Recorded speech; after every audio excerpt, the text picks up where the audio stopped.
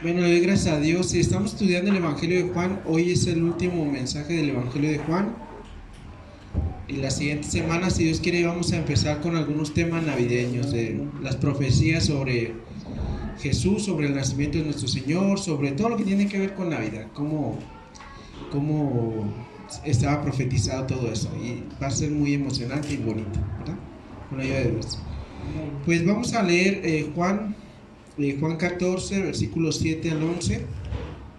Y vamos a tratar de sacarle los principios que hay allí, la enseñanza para nuestras vidas en esta tarde. ¿Ya lo tienen? Amén. Ok, dice: si me conocieseis, también a mi Padre conoceríais, y desde ahora le conocéis y le habéis visto. Felipe le dijo: Señor, muéstranos al Padre y nos basta. Jesús le dijo: ¿tanto tiempo hace que estoy con vosotros y no me has conocido, Felipe? El que me ha visto a mí, ha visto al Padre. ¿Cómo pues dices tú, muéstranos al Padre? ¿No crees que yo soy en el Padre y el Padre en mí? Las palabras que yo os hablo no las hablo por mi propia cuenta, sino que el Padre que mora en mí, Él hace las obras.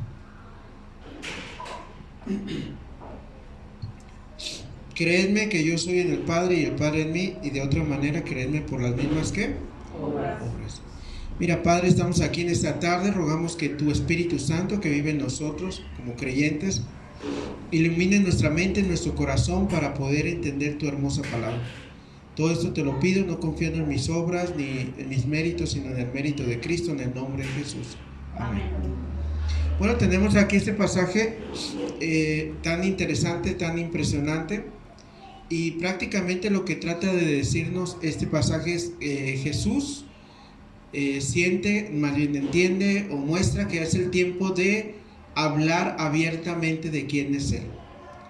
O sea, ya llega un momento, porque a todos les ha dicho: no digas que soy el Mesías, no digas que soy Dios, o sea, todos los callan.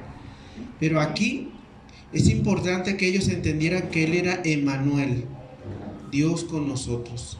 Y de hecho de eso se trata. La semana pasada vimos que Él trata de darle consuelo a los apóstoles con todos estos mensajes. Uno de los del alma de lo que vimos la semana pasada es que ellos pensaran en el cielo, y hoy es que piensen en la verdadera identidad de Cristo. ¿Quién es Jesús? ¿Quién es en realidad Jesús? Para verlo no solamente vamos a estar en este pasaje, sino que nos vamos a apoyar en muchos pasajes de la Biblia. Amén. Entonces, con la ayuda de Dios, lo primero que voy a compartir en el primer punto es tiempo de la gran revelación. O sea, cómo ha llegado el tiempo en que Cristo se denuncie prácticamente quién es Él. Él trata de que los apóstoles entiendan bien quién es Él. Entonces, vamos a ver qué significan esas frases de el Padre y yo uno somos, qué es lo que significa. Y vamos a verlo. Primero vamos a empezar en el versículo 7. Si me conocéis, a usted va a contar la palabra conocéis. ¿Cuántas veces aparece en estos pasajes? Hasta el 11. Entonces, miren, en el 7 aparece la primera vez: si me conocéis, una. A mi Padre conoceríais, 2. Desde ahora le conocéis, ¿cuánto? 3. Ahora el 8. Felipe dijo: muéstranos al Padre, que muéstranos es, pues damos a conocer al Padre. El 9 dice, le dijo: tanto tiempo hace que estoy con vosotros y no me has, ¿qué? Conocido. ¿Cuánto llevamos? 4, ¿verdad? No me has conocido. Ay, me perdí. Ahora sí, el que me ha visto a mí ha visto al Padre. ¿Cómo pues dices tú, muéstranos al Padre? Así que muéstranos sí significaba conocer, ¿verdad? ¿No crees que yo soy en el Padre y el Padre en mí? Las palabras que yo hablo, bla, bla, bla. ¿Cuántas veces entonces apareció? ¿Hasta el 11? 4. Muy bien. Y muéstranos, que sería que Jesús lo entiende como dar a conocer al Padre. Entonces sería una quinta. Así que no es extraño y no es irnos por otro lado, sino que el texto habla de conocer a alguien. Así de fácil, ¿no? ¿De qué se tratan estos pasajes? De conocer a alguien. No podemos decir algo porque el debate está en quién es Jesús, quién es su Padre y todo eso. Por eso Hablo de tiempo de la gran revelación. O sea, Jesús ha estado un poquito más de 3 años con los apóstoles. Y resulta que el tema es ¿quién es Él? O sea, como dice el dicho, ¿quieres conocer a alguien? Pues, ¿quieres conocer a Andrés? Vive con él, ¿cuánto? Un mes. Ellos llevan 3 años, pero no han detectado bien, por lo menos no están seguros de que Él mismo sea Dios. Aquí es donde Jesús se quita todo y dice, yo soy Dios. Es interesante porque ellos habían visto la transfiguración, pero no sabían interpretar qué significa eso. Todo eso ya lo saben hasta después de todo esto, de esta revelación. Porque ellos lo que miraban delante de sus personas era a otra persona, a una persona que comía con ellos, dormía, se cansaba, sudaba. ¿Sí me explico? O sea, toda la humanidad de Cristo. Entonces cuando Él les dice, yo soy alguien más que esto que están viendo aquí, que este cuerpo, yo soy Dios. Entonces ellos realmente, para ellos, sabemos que no lo entendían porque Felipe le dice, muéstranos al Padre. Dice, yo he estado con ustedes. Esto vamos a ver por qué algunas personas piensan que lo que se está diciendo es que el Padre toma 3 figuras. Te voy a explicar por qué no puede ser así, porque vamos a ver otros pasajes.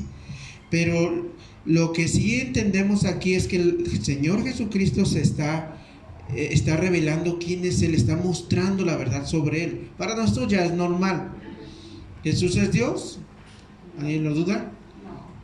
No. Para nosotros es normal, pero para ellos que habían vivido con Él, sí lo habían visto hacer milagros, hacer señales, pero luego les reclama eso en el 11, dice, bueno, si no me creen por lo que les digo, ¿no han visto las obras? ¿Sí me explico? O sea, les quería dejar claro que Él es Dios. Para ellos, en su cultura, en su forma de ser, eso era una abominación, era una herejía. ¿Cómo Él va a ser Dios? Pero Dios, Cristo de aquí en adelante los va a convencer ahora, yo soy Dios en la tierra, soy Emmanuel, soy la profecía cumplida de Dios con ustedes. Y es lo que vamos a estar viendo. Así que podemos notar cómo Dios tiene los tiempos precisos, aún para hacer que su Hijo pudiera ser revelado como el Dios en la tierra. Imagínense qué importante es esto. Mire, Efesios 1:10 y Efesios 3:9, vaya conmigo a Efesios, nos habla de los tiempos de Dios. Por eso mucha gente, este principio se sigue viviendo ahorita. Por ejemplo, muchos de nosotros nos hablaron la palabra de Dios, ¿verdad? ¿Están de acuerdo? Nos hablaron 1 vez, 2 veces, 3 veces, 4 veces y no hacíamos caso omiso. Pero llegó un momento en que era el tiempo de que Cristo se revelara a nosotros, de que entendiéramos, de que nos fuera tan claro. Y entonces en ese tiempo ya nadie nos rogó, ya nadie nos dijo, sino que entendimos quién era Cristo. Y eso también pasa en la actualidad. Pero vamos a leer Efesios. ¿Qué dijimos? ¿Efesios qué? 1:10. Escuche, nótese lo que dice. De reunir todas las cosas en Cristo en la dispensación del cumplimiento de los tiempos. La palabra dispensación es administración. O sea que Dios quería reunir todas las cosas en Cristo, pero en un tiempo preciso, en un cumplimiento estratégico de todos los tiempos. ¿Qué pasaría si Jesús se hubiera dado a conocer como Dios y todos hubieran creído que verdaderamente es el Dios? No lo hubieran matado. Por lo tanto, la estrategia decía, no te reveles que eres Dios abiertamente, porque si realmente se convencen de que eres Dios, no te matan. Entonces eso nos enseña a qué venía Cristo. ¿A qué venía Cristo? Su objetivo era la cruz. Por lo tanto, si el hecho de que la gente supiera que Él era Dios en la tierra impedía la cruz, entonces se veló eso a la gente. Todo lo que lo desenmascarara como el Dios en la tierra, eso tenía que ser calmado. Por eso Jesús, ustedes a veces, no sé si le ha pasado que está leyendo los evangelios y luego dice, hacía un milagro y luego le decía, no digas, vete pero no digas. Porque en la estrategia de Jesús, de nuestro Señor, era que no se debía saber tan pronto ni tan rápido algunas cosas, sino que tenían que llevar un tiempo preciso. Y eso es lo que dice aquí, dice la Escritura, el misterio de qué, perdón, la dispensación de qué, de los tiempos, en el verso 10, ¿verdad? Así de las cosas que están en el cielo como de las que están ¿qué? en la tierra. Algunas personas dicen que como en el cielo hay eternidad, no hay tiempos, pero resulta que lo que revela este pasaje es que allá también llevan un tipo de conteo, quizá no como nosotros, quizá no alterados como nosotros, y quizá nadie le pone un retardo allá en el cielo, pero lo que sí es que sí hay un control sobre el tiempo, ¿verdad? Parece que es lo que dice el pasaje. Y todo el tiempo se marca a través de Cristo. Cristo es el que mueve todo. Piensen en el hecho de nuestra historia. Se llama la historia antes de Cristo y después de ¿quién? Y después de Cristo. Aún nosotros, Cristo llegó, impactó el tiempo, la historia. Ahorita lo quieren quitar, ¿no? Ahorita la gente dice antes de nuestra era y después de nuestra era. ¿Cuál? Antes de Cristo y después de Cristo, ¿no? Es lo que debe ser. Ahora en el capítulo 3, ahí mismo en el verso 9, fíjese cómo los tiempos estaban precisos y Jesús no se reveló a sí mismo hasta que era el tiempo preciso. ¿Ya lo tienen? ¿En el 3? Ajá, ahí mismo en Efesios verso 3, capítulo 3, verso 9. ¿Ya lo tienen? Y de aclarar a todos cuál sea la dispensación del misterio escondido desde los siglos en Dios, que creó todas las cosas. Él habla de un misterio de la salvación o de la iglesia, pero lo que queremos ver es que algunas cosas las mantenía opacas, sin que la gente las pudiera ver. Era un secreto entre el cielo, entre Cristo, entre el Padre, entre el Espíritu Santo, y no se lo revelaban a nadie hasta que se cumpliera. Hay cosas ahorita, por ejemplo, que son profecías que se van a cumplir. Hay profecías, muchísimas profecías, que unas se están cumpliendo así, tal cual, y hay otras que están como veladas, o sea, no sabemos ni cómo, ni cuándo, ni a qué horas. No sabemos, pero están veladas. Pero en el momento que se ocupe, que se desarrollen, Dios se encarga de eso. Por ejemplo, la profecía decía que iban a crucificar al que viniera de parte de Dios. En el Salmo 22, en Isaías 53 decía que iban a crucificar. Todavía ni crucifixiones había cuando se profetizó. Se profetizó 1000 años antes, luego 700 años antes, luego 400 años antes de que Cristo iba a parar en una cruz. ¿Y sabe qué? Así sucedió. Aunque pasó tiempo, aunque era difícil, aunque era imposible para los hombres, pero sucedió. La Biblia dice que en el futuro va a haber un reino, un solo gobierno mundial. Parece imposible. Vemos a China, Rusia, todos aliados, y luego vemos a Estados Unidos con Europa contra China y Rusia, y decimos, no, eso no puede ser. Pero si la profecía dice, se va a cumplir. Ahora la Biblia dice que va a haber una potencia con 10 cabezas. Es una confederación. Ahorita ya existe un grupo de 7 naciones más poderosas del mundo, que son las que gobiernan casi el mundo, ¿no? Ya nada más nos faltan 3, ¿qué tanto? ¿Verdad? Antes era imposible, en los 50 era imposible. Ahora ya hasta en la tele te anuncian el grupo de los 7. Y la Biblia dice que va a haber un grupo de 10 que va a controlar, que esos 10, de ahí va, de ese grupo de 10 va a salir el anticristo, o sea que va a gobernar a esos 10. Esos 10 le van a dar el gobierno a ese cuerno pequeño que dice la Biblia, ese rey, a ese gobernante. Es impresionante, pero la profecía se cumple con precisión. Y Cristo les dice a ellos ahora, ¿con quién está Cristo en el capítulo 14? ¿Quién se acuerda?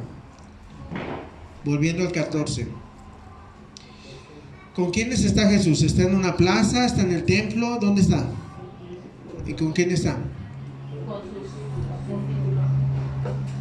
Ahora tiene que saber que esta revelación es para sus cercanos. Él no puede pararse a decir eso en Jerusalén. No puede demostrarles abiertamente que Él es Dios, aunque con sus 7 señales deberían de haber creído. ¿Sí me explico? Pero para ellos, aquellos, había duda razonable. Cristo podía simplemente decir que Él era Dios, pero no lo hacía. ¿Por qué? Porque no era tiempo. No era tiempo. Por lo menos no de decirlo como ahorita. Por eso dice en el 7, y ahora es tiempo. Fíjense cómo lo dice otra vez en el 7. Si me conocéis, también a mi Padre conocerías. Y desde ahora, ¿qué dice? Le conocéis. Él está ya diciendo, ahora ya. Tengo que decirles. Esa es la idea del texto. Tengo que decirles la verdad. Yo soy Dios y he andado con ustedes 3 años. Sorpresa. O sea, Pero ellos no entienden todo lo que Jesús les está diciendo, obviamente, ¿verdad? Esto también me llama la atención porque Jesús les dice el tiempo, les dice, ha llegado la hora, ahora. Eso habla de la iniciativa de Cristo, la iniciativa de Dios. Vaya, por ejemplo, a 2 de Pedro 1:21 y nos habla de que siempre ha sido así. Dios ha tenido la iniciativa de darse a conocer, pero es cuando Él quiera. ¿Segunda de Pedro qué? 1:21. ¿Ya lo tienen? Que yo no lo encuentro aquí.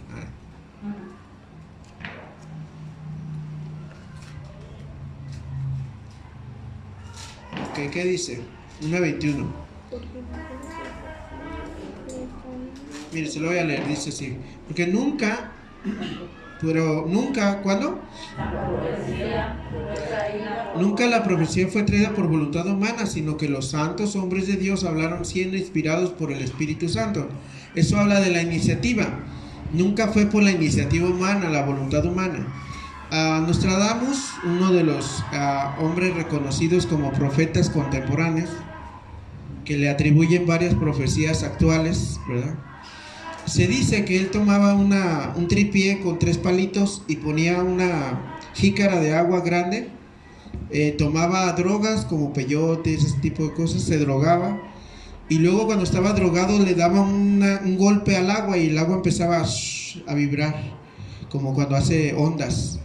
Y él veía ciudades de esto según la ley, y veía así cosas. Eso es el hombre buscando la profecía. En la Biblia nunca fue así. En la Biblia fue Dios quería dar un mensaje y buscaba a alguien y lo daba. ¿Sí me explico? Es la iniciativa de Dios hacia el hombre. Generalmente las cosas no funcionan así. Usted no se puede hincar y decirle, Señor, por favor, revélame el futuro. No puede, la iniciativa es. También con este evento de quién es Cristo, la identidad verdadera de Cristo es la iniciativa de Cristo. Y sabe que todavía sigue sucediendo eso. En la salvación yo hablo el evangelio, pero es cuestión de Cristo si quiere revelarse a la persona en ese momento.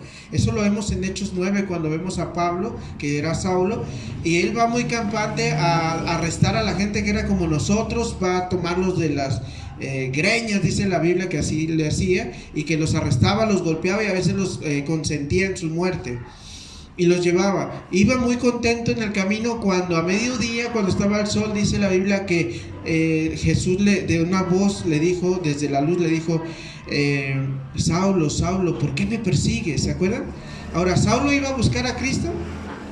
¿Quién iba a buscar a quién? Cristo lo buscó a él. Él decidió que en ese momento él se tenía que conocer a Cristo, el tiempo indicado. El tiempo.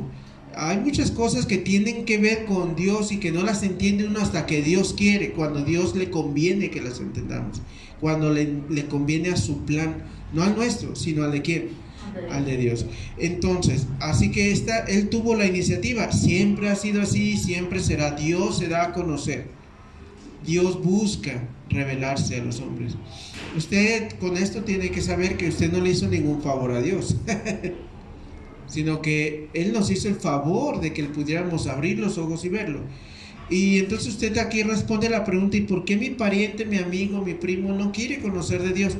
Todavía no le ha llegado el tiempo, es lo más seguro.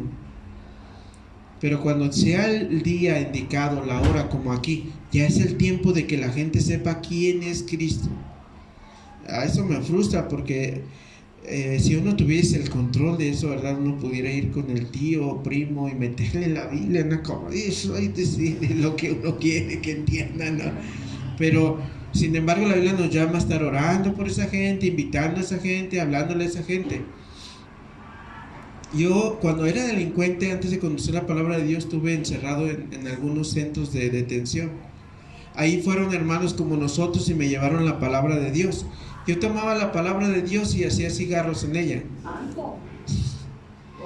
Llegaba el pastor o lo que llegara ahí y yo me empezaba a burlar de él, con mis amigos de donde estaba preso, ¿no? Me empezaba a burlar de él y fíjese, ahorita soy pastor. ¿Quién iba a pensar, verdad? De niño fui a una escuelita bíblica que mi abuelo fue y me sacó de las orejas y me dijo, no andes con los protestantes, ¿no? Y me sacó ahí, mi abuelo era muy, muy creyente católico, y me sacó de esa reunión de leer la Biblia. Entonces yo escuché la Biblia muchísimas veces, pero llegó un día en que fui a una reunión como estas, y el pastor que estaba ahí habló, de hecho habló cosas muy sencillas, pero ese momento yo caí rendido a Cristo. Yo me entregué, desde esa vez yo me entregué a Cristo. Muchas veces me han hablado de Dios, pero era el momento. Espero que sea el momento para usted de conocer a Dios, de entregar su vida a Él, que Dios permita, porque ahí no se trata del pastor que me habló, no se trata de los otros que me hablaron, se trata de Cristo, que en ese momento dijo, ya es tiempo, ¿sí? Ya es tiempo de que creas, ya es tiempo de que salgas de eso. Ahora vamos a estudiar el verso 8, volviendo a Juan 14, vimos el 7, ¿verdad? Ahora vamos a ver el 8.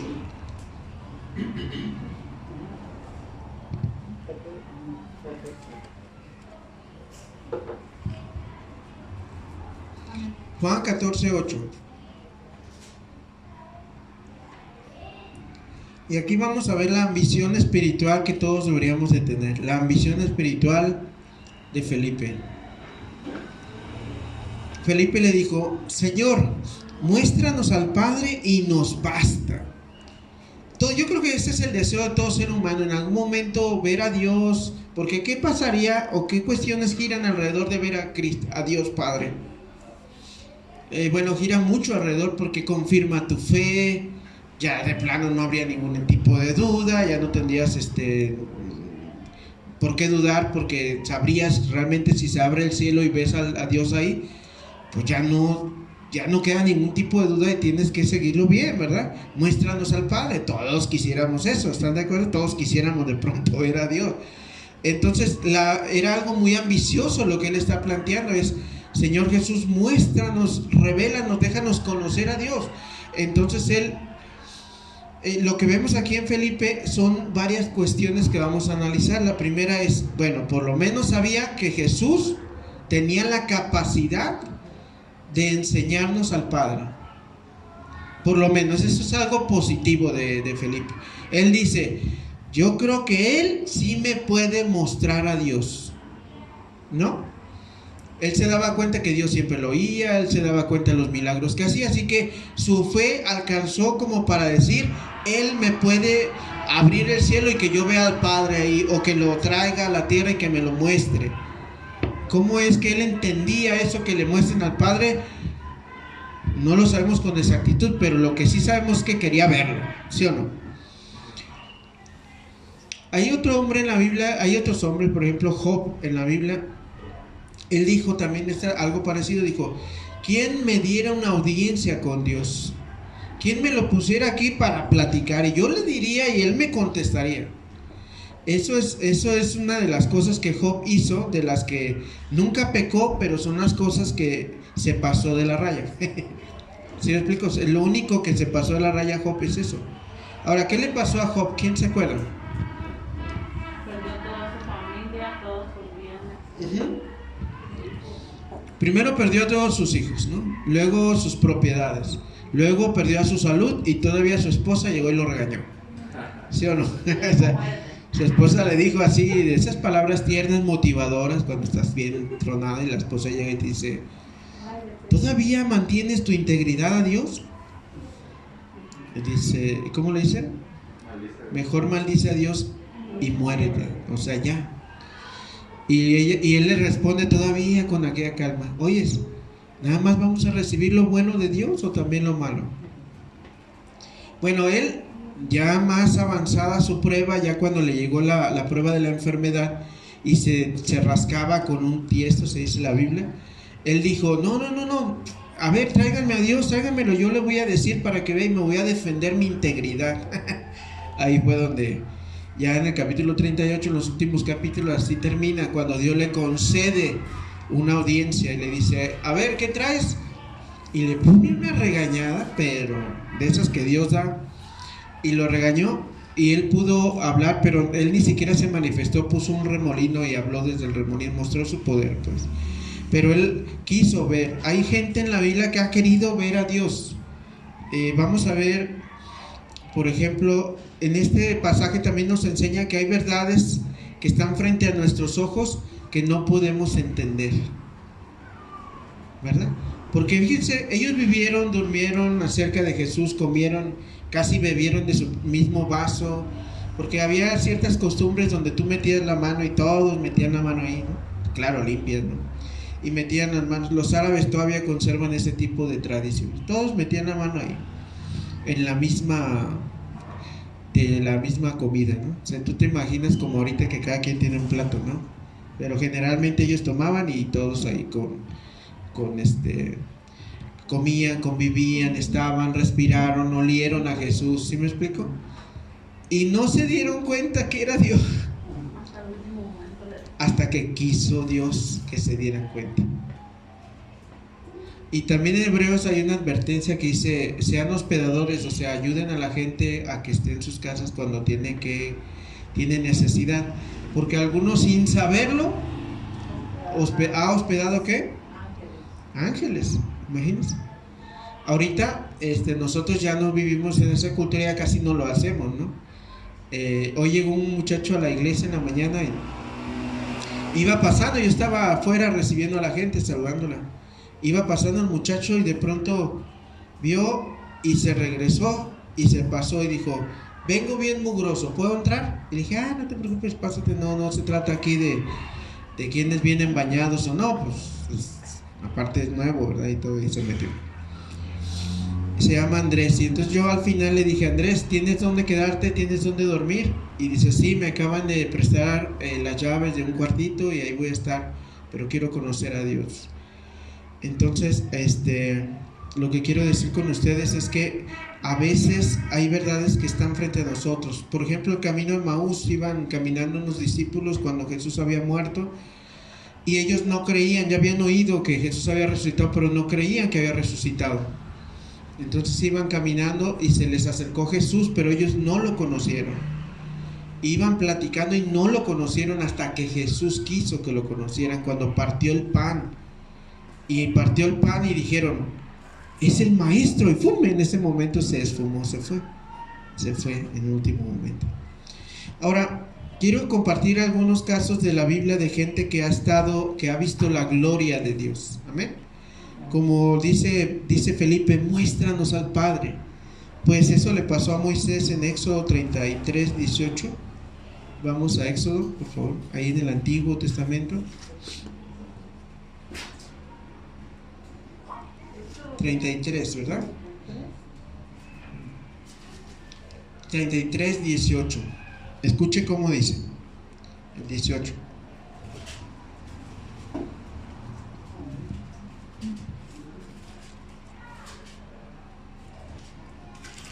¿Ya lo tiene? Entonces dijo: te ruego que me muestres tu gloria. Es un poco parecido a lo que Felipe está visionando, ¿verdad? Y él sabe que Jesús puede hacer eso. Eso es a favor. Pero dice: te ruego que me muestres ¿qué? Tu gloria.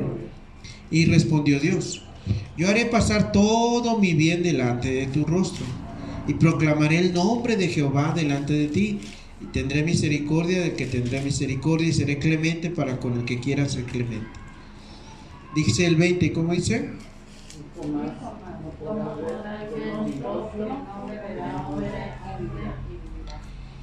Y dijo aún Jehová: he aquí un lugar junto a mí, tú estarás sobre la peña, y cuando pase mi gloria, yo te pondré en la hendidura de la peña, y te cubriré con mi mano hasta que haya pasado. Después apartaré de ti mi mano, y verás mis espaldas, mas mi rostro, ¿qué? No verá mi rostro. Entonces ahí es a lo más que puede acceder a alguien. En el caso de Jehová, nadie podía verlo realmente a la cara, ¿verdad? Así que lo que está diciendo Felipe es significativo, porque él tiene confianza de que Cristo puede mostrarles al Padre. Aunque él ya sabía esto, ya sabía que nadie puede mirar a Dios, pero él sabe que Cristo tiene tanto poder y acceso a su Padre que les podía mostrar al Padre. Y Jesús les salió con otra cosa que ellos no entendieron tampoco. Ahorita vamos a verla. Elías, vamos a Primera de Reyes 19:10. Son ejemplos de personajes que tuvieron el privilegio de vivir una experiencia lo más cercana que se puede a ver a nuestro Señor Jesucristo. Primera Reyes, ¿qué capítulo? 19, por favor.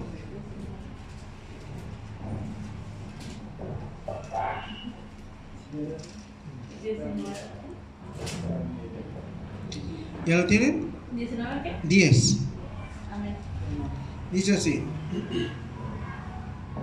he sentido un vivo... le dicen en el 9, dice: y allí se metió en una cueva donde pasó la noche, y vino a él la palabra de Dios, el cual le dijo: ¿qué haces aquí, Elías?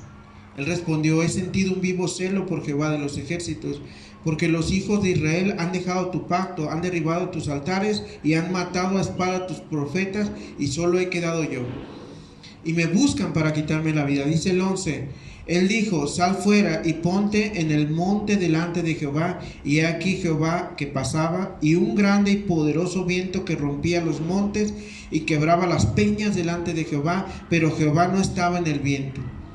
Tras el viento un terremoto, pero Jehová no estaba en el terremoto. Tras el terremoto un fuego, pero Jehová no estaba ¿en dónde? En el fuego. Y tras el fuego un silbo apacible y delicado. Y cuando lo oyó Elías, ¿qué dice? Y salió y se puso a la puerta de la cueva, y aquí vino una voz diciendo: ¿qué haces aquí, Elías? Y respondió: he sentido un vivo celo. ¿Por quién? Por Jehová. ¿Qué aprendemos de lo de Elías, hermanos? ¿Qué aprendemos? Bueno, Elías también tiene que saber esto. ¿Se acuerda cómo comenzó toda esta historia? ¿Por qué Jesús está diciendo esto? Porque ellos están turbados, ¿sí? Y ellos saben que si vieran a Dios sería un gran consuelo para sus almas.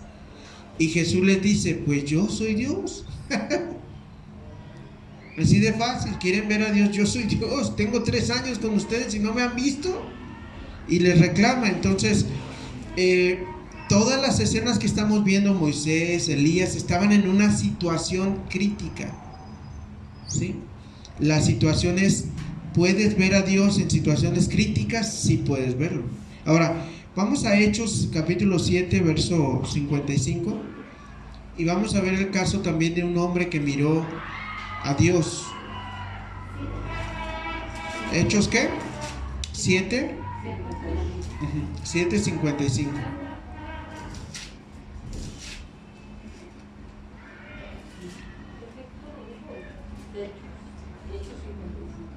7:55.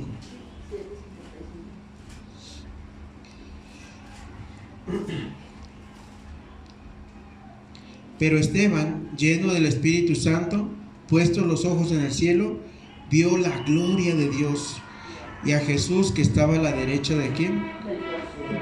Ahora fíjense bien, en este pasaje me di cuenta porque leí otra versión que muestra... Yo pensaba antes que Jesús estaba sentado a la diestra de Dios en esta escena de Esteban, pero dice que estaba, en otras versiones dice que estaba de pie al lado del Padre. Esto nos sirve porque para no confundir lo que Cristo ahorita va a decir cuando dice: el Padre y yo uno somos, el Padre está en mí, yo estoy en el Padre. Ahorita vamos a ver por qué dice eso, porque cuando Esteban los voltea a ver, ve al Padre. No dice cómo ni nada, nada más dice que ve la gloria de Dios. Y a la derecha, o sea, 2, ¿sí? El Padre y ¿quién? Y el Hijo. ¿Y por qué no está el Espíritu Santo? Porque está acá abajo con Esteban y con la iglesia. Y ve al Padre, ve al Hijo, y lo ve al Hijo lo ve a la derecha del Padre, lo que quiere decir es que toda la autoridad y todo. Y los ve a los dos, no ve ángeles, no ve nada. Pero a él le revelan eso. Esa es la máxima expresión de Dios, la máxima gloria de Dios, lo máximo que vas a ver. Pero ¿por qué se lo revelan? Porque iba a morir. Y él dice: yo estoy viendo la gloria de Dios. Y pues yo creo que ellos volteaban y decían: pero a que Dios quiere se le revela. Pero la pregunta es: Felipe y yo y tú estamos dispuestos a pagar el precio, porque Elías estaba bajo unas circunstancias muy difíciles cuando le muestran la gloria de Dios. a Moisés estaba en una situación muy crítica cuando le dice: Dios, ¿vas a ir con nosotros o qué? No, voy a mandar un ángel. No, yo no quiero que vaya un ángel, yo quiero que vayas tú, que vayas delante de mí. Y es lo que le pasó a Moisés. Y luego le dice: ¿sabes qué? Ven, te voy a mostrar. Y le muestra así porque el llamado de ellos era muy fuerte y tenían que sostenerse, como dice Hebreos, como viendo al invisible. Segunda de Corintios 12:4, que vimos la semana pasada, pero que por cuestiones lo tenemos que ver otra vez. Segunda de Corintios 12:4.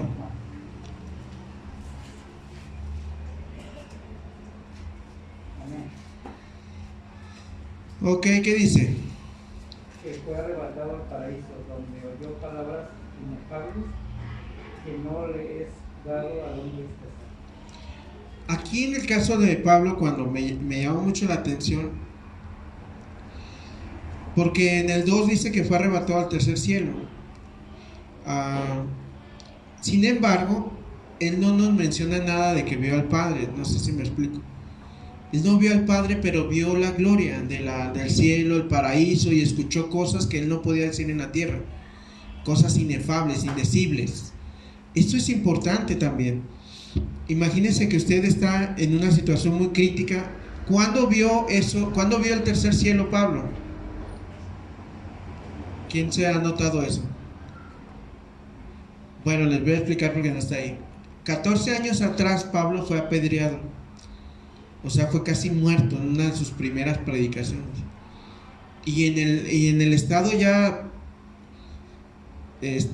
moribundo ahí, Dios lo tomó y lo llevó al cielo y le mostró cosas que no... ¿Para qué? ¿Por qué creen que Pablo andaba no se detenía? Ay de mí si no predico el evangelio. ¿Por qué? Porque le mostraron la gloria por la que trabajaba. Así que lo que dice Felipe sí es muy ambicioso. Sí es muy ambicioso. Muéstranos al Padre. Si usted y yo viéramos la gloria de Dios, hay ahorita algunos videos circulando en internet que dice: una persona 3 minutos en el infierno, 4, 5, 3 días en el infierno. No sé, he visto esos videos muy así, no muy llamativos, pero bueno. Pero Dios parece que no le interesaba eso para sus hijos. Él les mostró el lugar donde iban a ir, su casa, ¿no? Eso es bonito.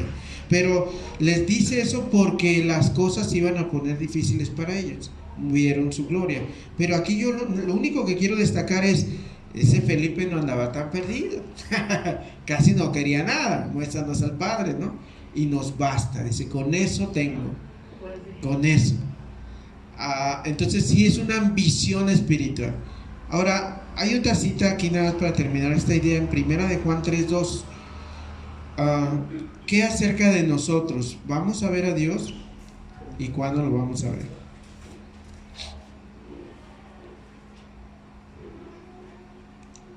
¿Ya lo tienen? No. Está casi en Apocalipsis, ¿no? Primera de Juan, si no el Evangelio, sino primera. ¿Primera qué? De Juan 3:2. Dice: amados, ahora somos hijos de Dios, y aún no se ha manifestado lo que hemos de ser, pero sabemos que cuando Él se manifieste seremos semejantes a Él, porque le veremos tal como Él es. ¡Wow! ¡Qué impresionante! Los hijos de Dios tienen esa esperanza, ese privilegio que en el futuro, tal vez Moisés, Elías, Esteban, Pablo, nadie lo pudo ver en su esplendor total, más que ellos que caminaron con Jesús y que dijeron: ay, por eso era así, por eso decía esto, por eso hacía esto. Pero usted y yo es lo que esperamos, llegar a ese glorioso día. Amén. De ver a Jesús frente a frente y decir: wow, la gloria de Dios. Esa es nuestra esperanza.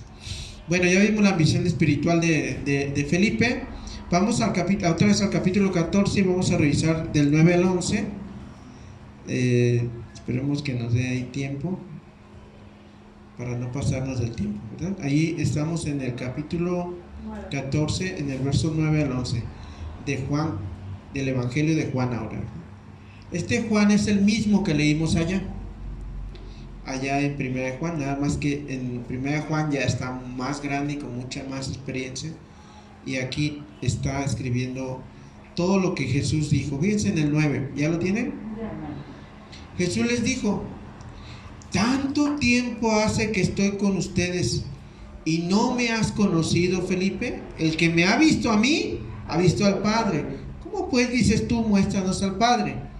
Si no hubiéramos leído Esteban, que vio al Padre y luego al Hijo, pensaríamos aquí que se está hablando de una sola persona que siempre se disfraza de tres personajes: Jehová, el Hijo y el Espíritu Santo. Pero como ya vimos a Esteban, que vio a Dios y vio a la derecha a Cristo, ¿verdad? Una persona, en su afán de negar esta realidad, dijo que cuando Dios llegó al cielo, la idea de ese tipo de pensamiento es que Dios es uno solo, como lo es Pedro Infante, cuando él hizo tres caracterizaciones. ¿Quién se acuerda de los tres huastecos? Ya ven que uno era un padrecito, uno era un vaquero, ¿cómo se llama? Sí, ¿verdad? Y otro era un intelectual, creo, una persona de letras, ¿no? O algo así, no me acuerdo. Pero piensan que Pedro Infante pues es una sola persona, y piensan que Dios hace lo mismo, que Dios de pronto, pues en el Antiguo Testamento dijo: soy Jehová, en el Nuevo dijo: ahora soy el Hijo, y ya se fue supuestamente el Hijo, pero dijo: ahora soy el Padre. Esto no puede ser, porque Esteban dice que él ve a dos, o sea, en el cielo, al Padre y al Hijo, y porque en el bautismo se oye la voz del cielo: este es mi Hijo amado, y el Espíritu Santo viene descendiendo. Entonces no hay posibilidad. En su afán, una persona de defender esa postura dijo que era como cuando la película de Batman, que Batman, ya ven que a veces se quita su traje y lo pone a un lado, ¿no? Esa es una herejía tremenda, eso está mal, no está muy bien eso. Quizá deban de defenderlo de otra forma, pero de esa forma no, porque Esteban, la Biblia no miente, la Biblia te está diciendo: y vi a la derecha de Dios al Hijo, o sea, Jesús. Entonces la derecha es esta, la derecha de alguien es esta, o sea, está hablando de dos figuras celestiales, que es el Padre y el Hijo. Entonces aquí podríamos confundirnos cuando dice: el que me ha visto a mí, ha visto al Padre. Pero si no significa eso, entonces ¿qué significa? Y es lo que voy a pretender compartir con ustedes. Primero, obviamente significa que Jesús es Dios. Eso sí es de cajón. Cuando Jesús dice: el que me ha visto a mí, ha visto al Padre, la primera afirmación que está diciendo es Dios. Yo soy Dios. Este es el tema de Juan. El Juan está diciendo, la profecía en Isaías 7:14 y 8:8 dicen que un niño nos es nacido, principal, y nos dice que Él es Emmanuel, Dios con nosotros, que Él venía a la tierra y que Él venía a realmente a estar Dios con nosotros. Pero el tema fundamental del Evangelio, y lo vamos a revisar en todo el Evangelio de Juan, en algunos pasajes no se incomoden, no vamos a hablar mucho, pero en el capítulo 1, verso 1 y 3 dice así, que es el tema de Juan. Sí. Juan 1:1, ¿ya lo tienen? Dice: en el principio era el Verbo, y el Verbo era Dios, y el Verbo era con Dios, y el Verbo era Dios. Así que está diciendo que existe Dios, que al lado de Dios estaba el Verbo. ¿Sí o no? Dice: el Verbo era con Dios, pero el Verbo era Dios. Así bien clarito, ¿no? Y luego el 2: este era en el principio con Dios. No dice, entonces está hablando de dos, el Padre y el Hijo. No hay jefe, pues.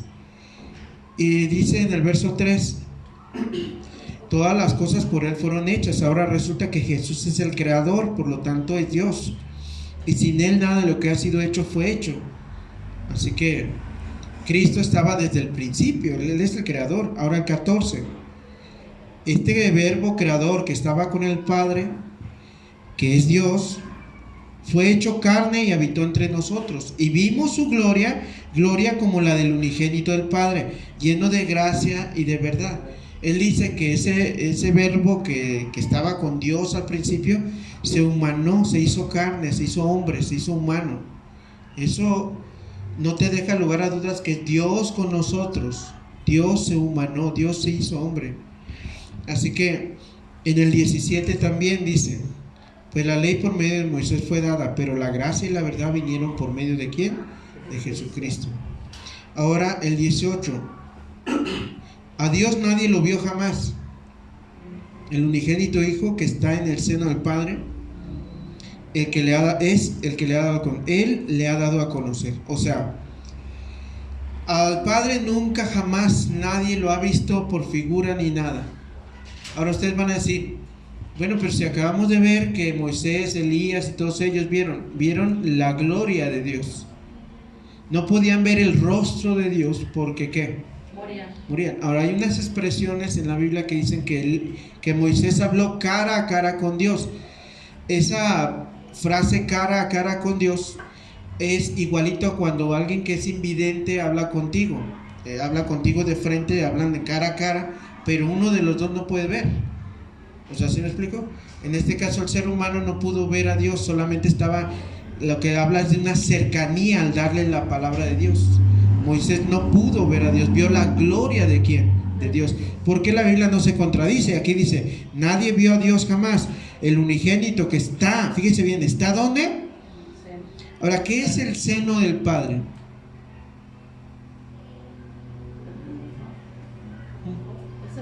El pecho. Habla de una cercanía tremenda, de una relación íntima de alguien que se acuesta en el pecho del Padre. Eso no lo pueden hacer los ángeles, no, los ángeles están por allá y tienen alas aquí, miren. Tienen alas aquí y tienen alas, normal dice la Biblia, tienen 6 alas. Con estos tapan sus ojos, con estos vuelan y también con esas para no pisar el suelo, porque el lugar donde están es santo. Nadie puede estar ahí con Dios. De hecho, cuando alguien lo quiso hacer, fue expulsado y se le llamó diablo, Satanás, serpiente antigua y todo lo que la Biblia diga del diablo. Así de fácil. Así que solamente Cristo que está en ¿dónde? Ahora vaya al 5:18. Juan 5:18. ¿Ya lo tiene?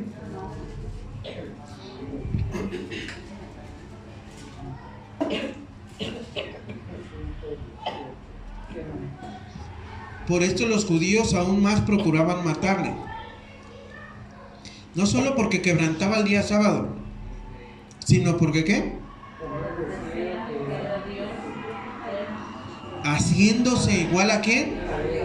Él decía, no, pues Dios es mi Padre, ¿cómo ven?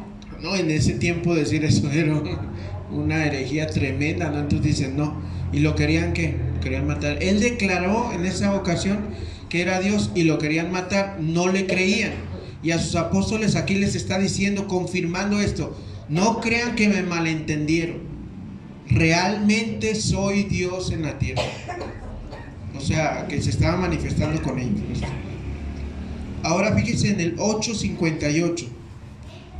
Juan 8:58. Dice así: de cierto os digo, antes que Abraham fuese, ¿qué dice? Yo soy. Yo ya era, ¿no? Yo soy. Esa parte de yo soy es el nombre de Dios. Ok. Y así, vamos al 10, 30 y 33. Vamos al 10, Juan 10. ¿De qué se trata el Evangelio entonces?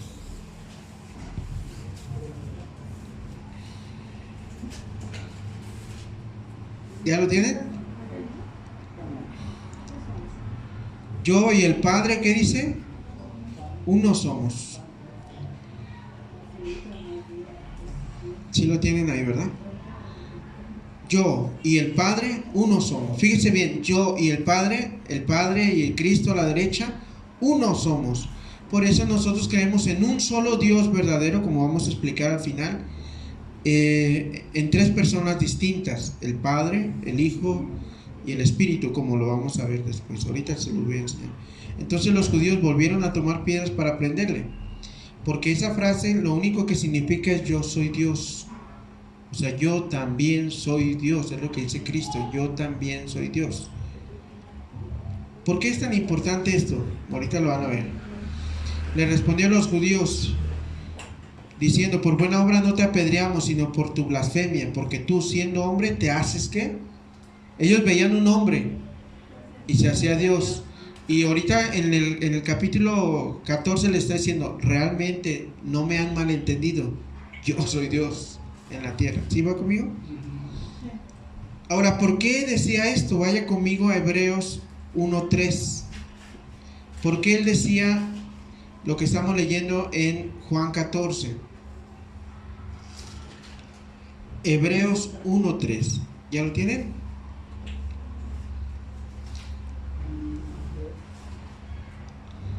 ¿Sí? 1:3. Hebreos 1:3. Hebreos.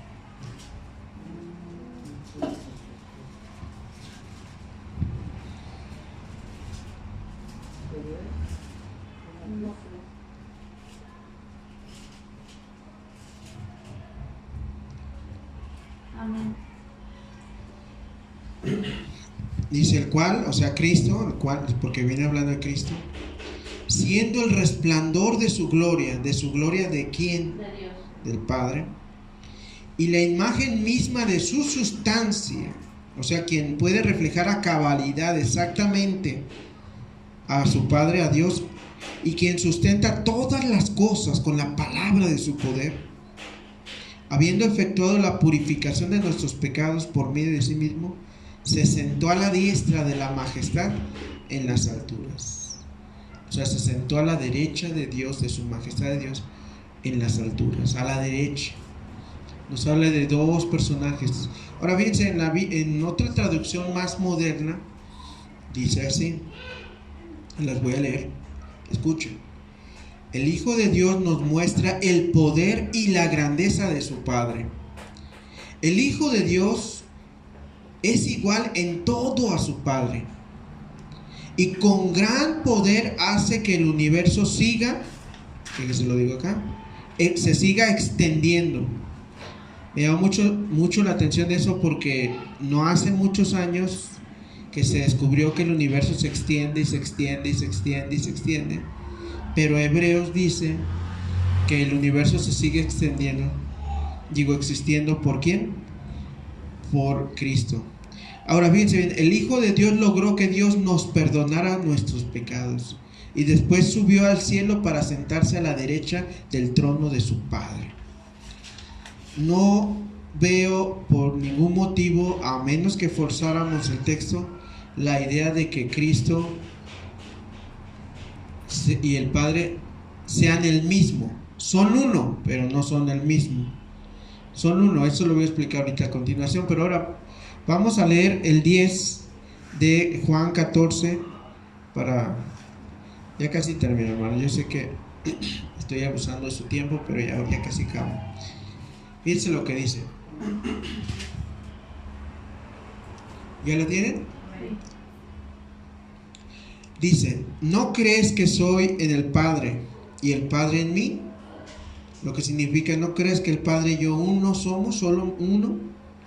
La palabra que yo os hablo, no la hablo por mi propia cuenta, sino que el Padre que mora en mí hace las obras. Ahora, Filipenses dice, Filipenses 2, 5 al 11, respecto a ese pasaje, dice así. Vamos a verlo.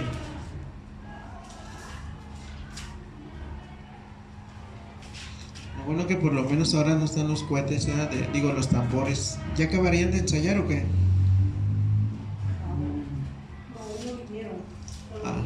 Pero sí, normalmente los domingos, los tambores, ¿no? Ok, dice así, 2, 5 al 11, fíjense bien. Voy a leer desde el 6. Dice: el cual, o sea, Cristo, siendo en forma de Dios, no estimó el ser igual a Dios como cosa que aferrarse. ¿Qué significa? El Padre está en mí y yo en él, que es igual a Dios, sino que se despojó a sí mismo, tomando forma de siervo, hecho semejante a los hombres, y estando en la condición de hombres, se humilló a sí mismo, haciéndose obediente hasta la muerte. ¿Y muerte de qué? De cruz.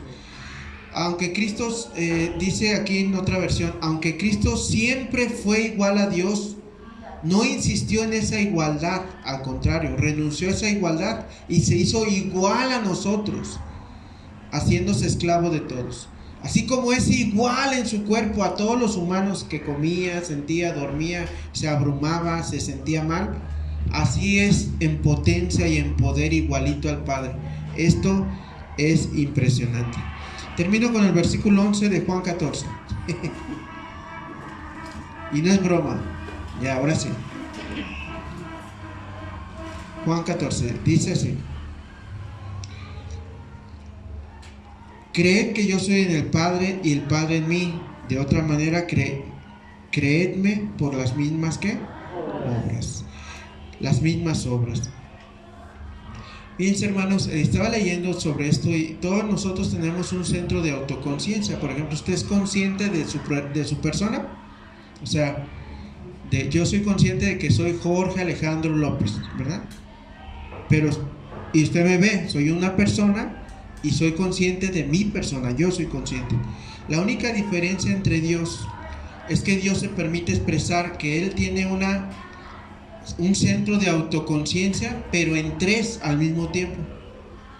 O sea, el Padre, el Hijo y el Espíritu en una misma sustancia. A esto es lo que le conocemos como un centro de autoconciencia. Yo puedo decir, yo soy Jorge Alejandro López. Como ser humano es lo único que se me permite ser. Y cuando alguien no está bien, pues dice que esa parte Napoleón y que es no sé qué tantas personalidades tiene adentro, ¿no? Pero en el caso de Dios, Él puede ser en un solo ser tres personas distintas. Él puede contener eso no dije en un solo ser, perdóneme, en una sustancia. Dios se puede llamar a sí mismo y puede ser independiente el Padre, independiente el Hijo, independiente el Espíritu, aunque nosotros no podemos ser independientes, solamente una persona, y Él puede ser tres personas al mismo tiempo. Por eso dice la Biblia, bautizándolos en el nombre del Padre, en el nombre, no dicen los nombres, ¿verdad que no? ¿Cómo dice? En el nombre. La gramática normal española diría, bautícenos en los nombres del Padre, del Hijo y del Espíritu. Pero en el nombre, esa es la unidad de Dios. El Padre y yo somos uno. Pero el Padre, que está en la majestad en su trono, y su Hijo está a la derecha, y el Espíritu estaba aquí, y nos habla de tres. ¿Sí me explico? Claro que es difícil de entender. Ahora, ¿qué tiene que ver todo eso con nosotros? ¿Qué aprendemos?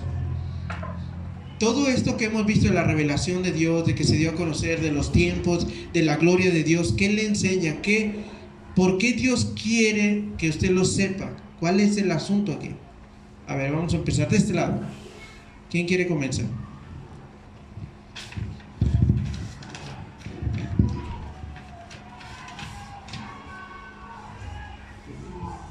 ¿Por qué Dios quisiera que sepamos eso? ¿Por qué lo dejó escrito? ¿Por qué lo tenemos que saber y creer? ¿Qué significa para nosotros ahorita? Pues creer en un solo Dios. Ok, creer en un solo Dios verdadero, en tres personas distintas, está muy bien.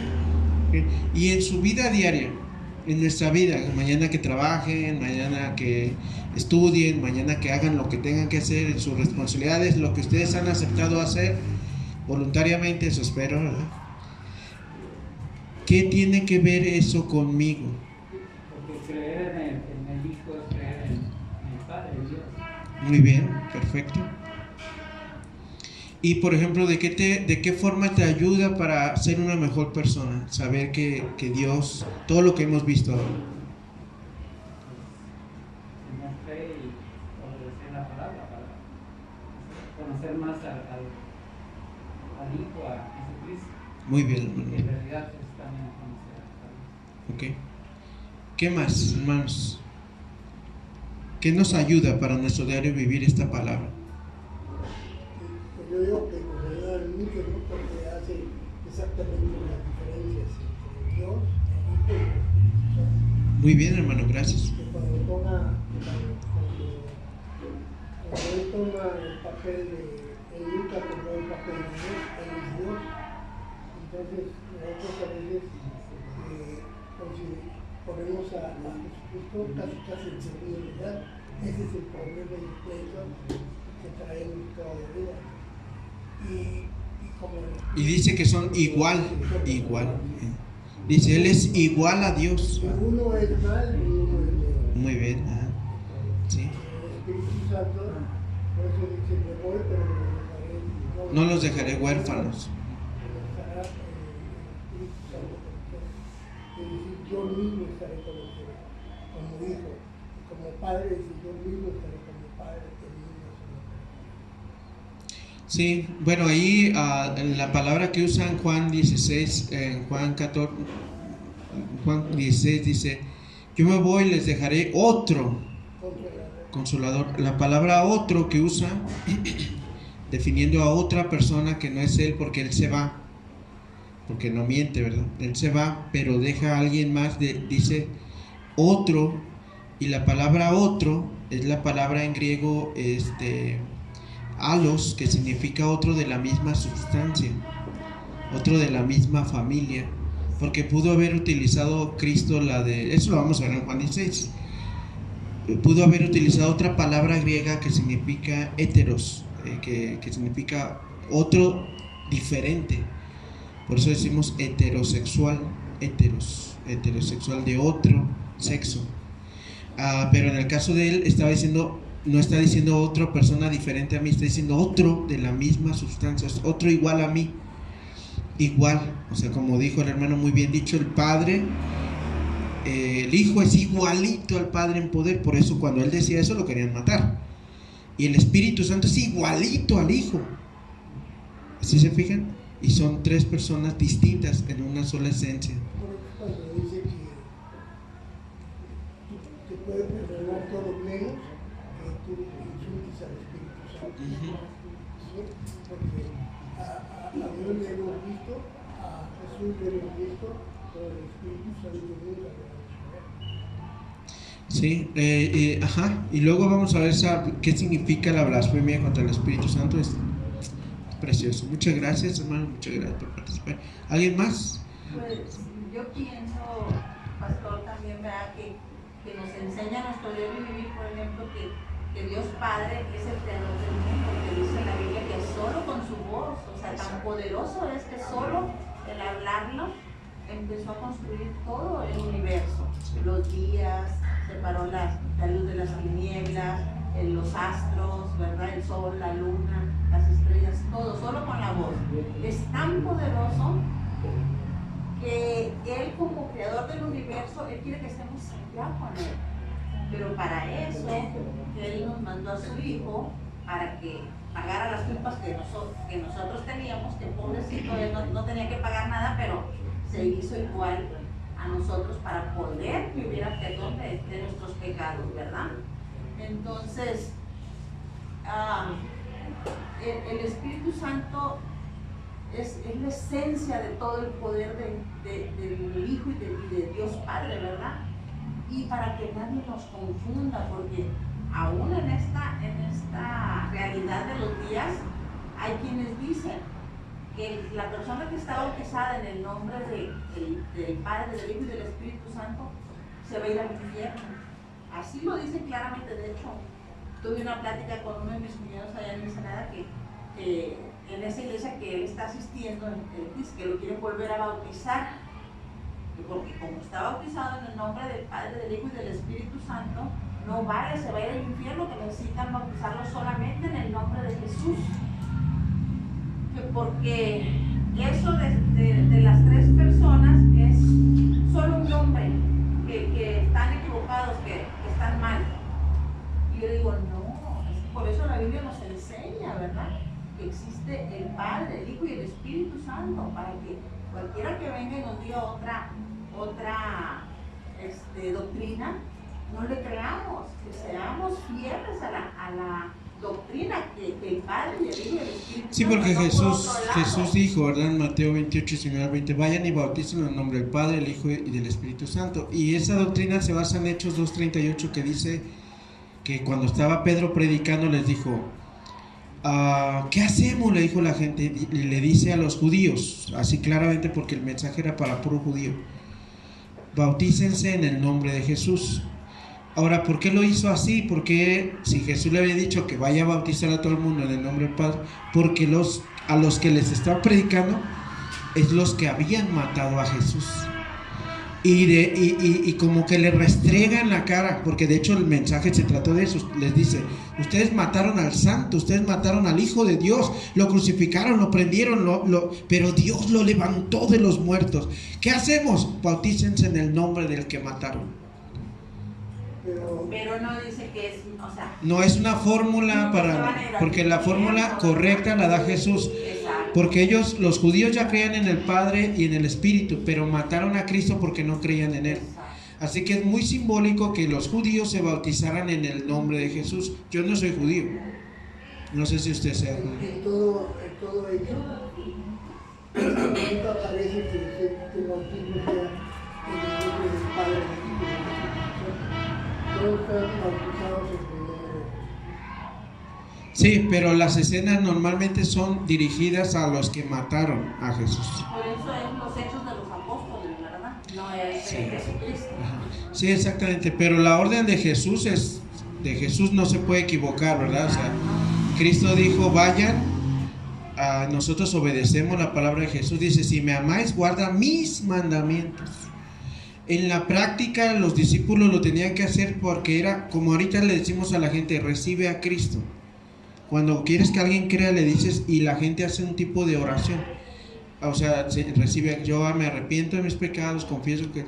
Eso era lo equivalente, pero en el bautismo. Porque como habían matado en el nombre, habían matado a Jesús, ahora había que bautizarse en el nombre de Jesús. Por eso le daban tanto énfasis, ¿verdad? Pero bueno, todo eso lo vamos a seguir aprendiendo adelante. Y ya sabes, se pone bonito, ¿eh? El asunto. Poco a poquito. Dice el Señor: seguir mi ejemplo, ¿verdad? Exacto. Y Él nos dio el ejemplo del Padre, del Hijo y del Espíritu Santo, no solo de Él, ¿verdad? Claro. Entonces así nos ayuda en nuestra vida de vivir para que, como dice Dios, no cualquier viento de doctrina nos mueve y nos cambia de Claro, muy correcto, sí. Vamos a terminar una oración. Gracias por sus participaciones, todas son buenas, todas contribuyen al conocimiento, ¿verdad? Y poco a poco vamos a ir aprendiendo. Mira, Padre, en el nombre de Jesús y por la presencia del Espíritu que vive en nosotros, como creyentes te adoramos, te bendecimos, como dice Jesús en Juan 16:33, pidan a mi Padre en mi nombre y yo se los daré para la gloria del Padre. Por eso en esta tarde te rogamos tu bendición. Te pedimos, Señor, que podamos vivir cada día conociendo, entendiendo tu mensaje, y también que tu palabra nos haga ser mejores vecinos, ser mejores esposos. Que tu palabra nos ayude a entender que tú, siendo el Creador, te dignaste a morir por nosotros, a revelarte en nuestro corazón, a mostrarte quién eres en realidad. Y eso, Señor, nos debe de hacer mejores personas cada día. Ayúdanos a que sea así, en el nombre de Cristo, nuestro Salvador. Amén.